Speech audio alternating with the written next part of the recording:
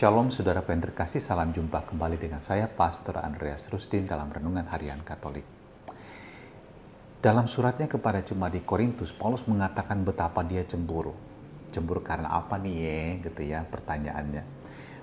Paulus mengatakan dengan sangat tegas, "Aku cemburu kepadamu dengan cemburu ilahi." So, jangan salah paham. Paulus cemburu dengan cemburu ilahi. Kenapa? Karena Paulus mengatakan ini, karena aku telah mempertunangkan kalian kepada satu pria untuk membawa kalian sebagai perawan suci kepada Kristus.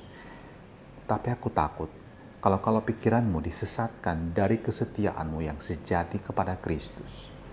Sebagaimana Hawa diperdaya oleh ular dengan kelicikannya.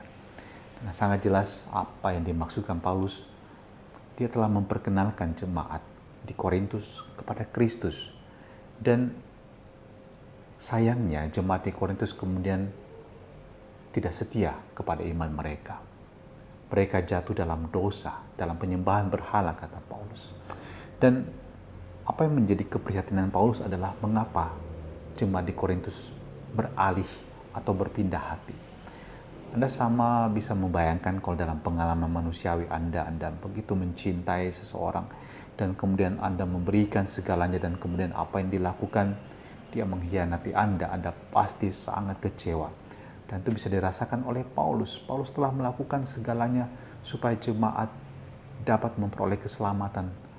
Tapi bukan pertama-tama Paulus yang merasakan kecemburuan ini, tapi Paulus mau mengatakan Allah tidak berkenan dengan perbuatan orang-orang di Korintus ini. Dan Allah pengen supaya mereka kembali kepadanya. Paulus mengingatkan kembali lewat surat-suratnya supaya jemaat di Korintus sadar, bertobat dan kembali kepada Dia, Yesus Kristus, yang telah membawa mereka keluar dari perbudakan dosa.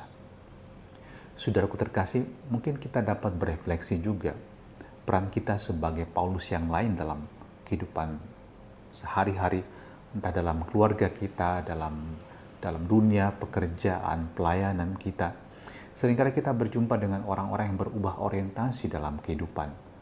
Awalnya mereka mengutamakan ibadah mereka, mengutamakan iman mereka, mengutamakan keluarga mereka, mengutamakan orang-orang mereka cintai. Tapi kemudian mungkin godaan materi, godaan popularitas, godaan kesenangan jasmani telah mengubah segalanya dan kemudian mereka kehilangan orientasi hidup yang benar. Dan baik mungkin kita menjadi Paulus yang lain dan mengingatkan mereka untuk kembali pada tujuan, cita-cita hidup mereka yang sejati, sebab hanya itu yang dapat memberikan kebahagiaan sejati kepada kita. Yang lain hanya sesaat saja. Ingat, pada suatu saat semuanya akan diambil dari Anda, semua akan berlalu begitu saja. Tetapi yang tinggal tetap adalah Dia yang mencintai Anda tanpa pamrih, yang mencintai Anda tanpa batas dan cintanya tidak pernah berubah. Semoga kita juga belajar menyadari dalam hidup kita ada rupa-rupa hal yang dapat membelokkan kita dari cinta kita kepada Kristus. Tapi ingat selalu, Dialah cinta sejati Anda. Sabda Allah telah diwartakan kepada kita dan semoga terpenuhi dalam hidup kita sekalian. Dalam nama Bapa dan Putra dan Roh Kudus. Amin.